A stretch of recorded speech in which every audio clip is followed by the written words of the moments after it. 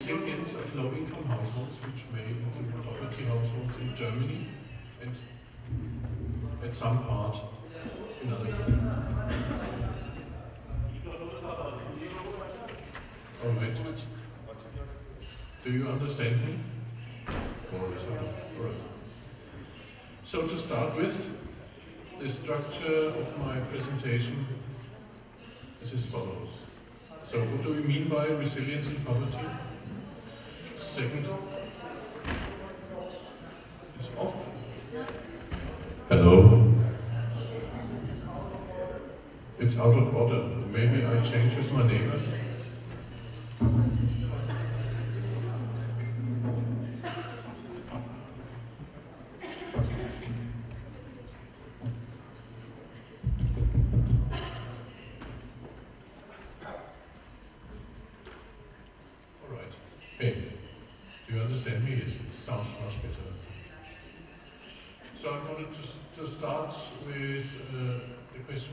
What do we mean by resilience in poverty? Then I'm going to give you a few condensed case studies on resilience. Then I'm going to ask where resilience actually comes from and how can we support resilience among poor and low-income families. So, in Germany, we have 30 million people in poverty, which is 15.7% of the total population who are living at or below the poverty line, while just 8 million people are actually receiving benefits. The welfare non-take-up ratio is quite high in Germany, so we have a ratio about between 1 and 0.6. There's still some microphone problem. Can we do something about it? I can talk louder if required. Should I?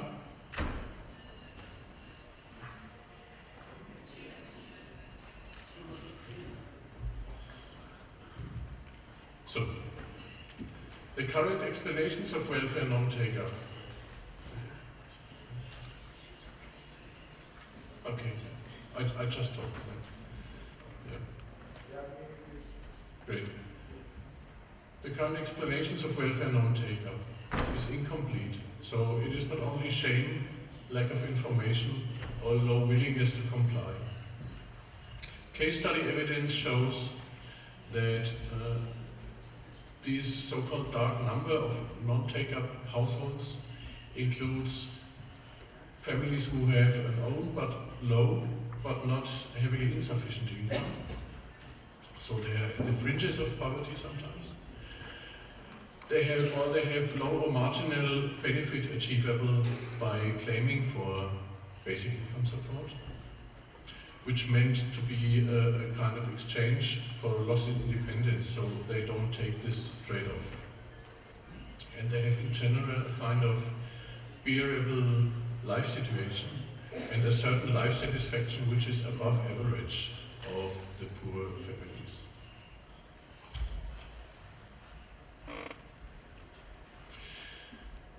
The second part of the problem is that we have in Germany, after 15 years of the so-called activation policies, we don't have any dramatic progress in poverty reduction, and this not only counts for Germany, but also for other European countries. And we don't have much new approaches how to reach this Lisbon goal, which was fixed by the Lisbon Treaty in 2002 for the European member states. Quite tentatively to that problem, there are certain types of solutions and certain types of discourses. There's a neoliberal and partly neoconservative discourse, which means to blame the victims for being poor, for reducing poverty expenditures at all, reduce or increase entitlement thresholds so that less people get access to social support, redefine poverty or increase sanctions and labor market pressure to get poor people or poor families out of the social support system. There's a progressive discourse on that as well, which means just spend more money on the poor, increase education, put the blame on the state, so that they see sometimes the state as the healer of everything. And I think some demands of an unconditional minimum income, which could be discussed in some respects, could also be have negative outcomes in terms of a reduction of the tax volume and all that stuff. And another progressive argument is just to reduce the pressure on the poor from a civil rights position, which is very honorable. But I want to add one perspective without judging on those others. We should simply take a look at what the few poor and resilient households we actually encounter, there's a very few, actually do to get by better. And we should extend the poverty alleviation politics to enhance such resilience where possible, in order to support more households becoming resilient. So this is a bit of, in a tradition of the enabling or empowerment approach.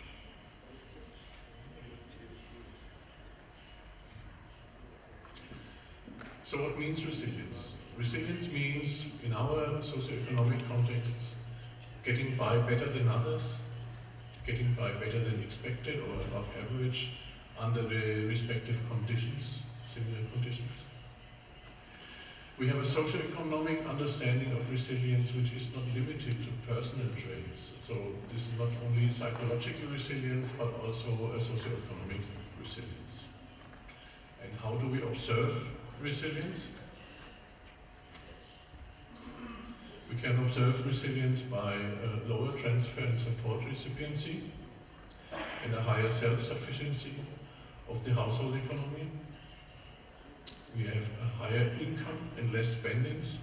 I put this in inverted commas because income does not only mean monetary income, but it can also mean natural income, income in kind. And resilient households usually have an observable better quality of living in terms of nourishment, housing, clothing, social integration and social stability, psychological stability, health and family stability compared to other families under similar conditions.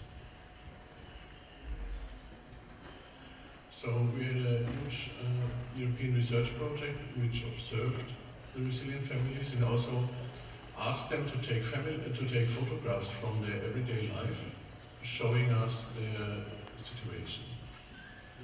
On the left side, first photograph and the right photograph. This is a family of 7 in an East German village. The parents are in their mid-30s. Husband is a carpenter, wife is a carpenter and social worker without exam. And the children are at school age, one of them is disabled. They don't have any formal monetary income on a regular basis, and they have a low formal labor market participation. But they have paid work from busking, which is making music in the street, and working as tourist guides for honorariums, or some occasional temporary participation in job creation schemes. The wife has a minority background, and all of them work for wages in kind or for mutual support as house refurbishers, craftsmen. But they also have a high density of extended domestic labor, including spinning wool, like the right picture shows, food preservation, cabinet making, car repair, foraging, knitting, foodstuff gardening, and all things like that. They have a high participation, they're very extensively socially integrated. They have a high participation in income generating local social networks, which is networks of craftswomen and men, networks of musicians, networks of street workers, and of the local social economy. Their monetary income is actually below the poverty line, but they have a low cost of living and a substantial part of income in kind. They own a small and extremely cheap house in the flood area of a huge river. They own an old car and a camping trailer for family holidays. The thing is, one of the problems they encounter is that the wife works more than 16 hours a day, including family work and care. But in this family, work and non-work is not clearly distinguishable. The mid picture is from Finland, from a family in a very similar situation.